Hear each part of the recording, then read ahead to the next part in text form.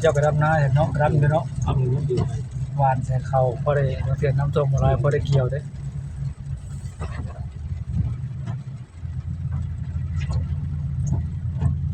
รถโดยสาร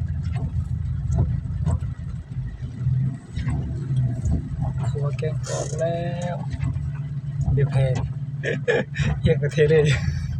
แพน ไอ้ยุ่งชัดหนึ่งได้กันย่านเนาะ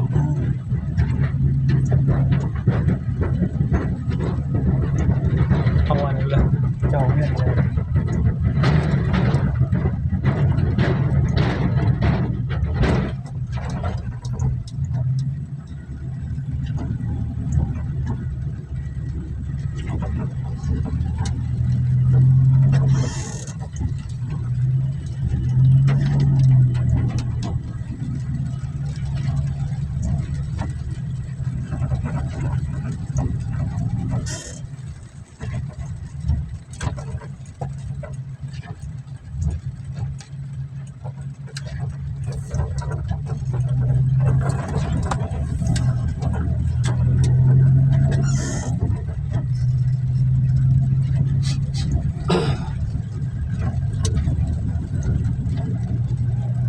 ตกแงงเป็นบาทเนาะ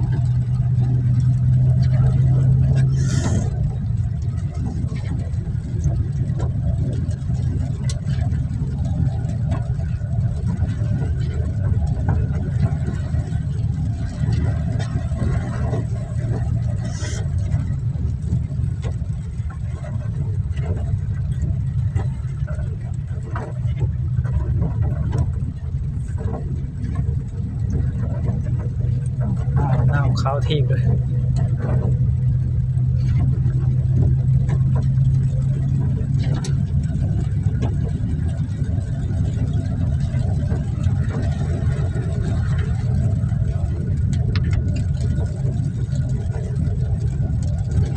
น้องก็ขึ้นเนาะตกอยู่ตรงนี้ มันตกลินดิ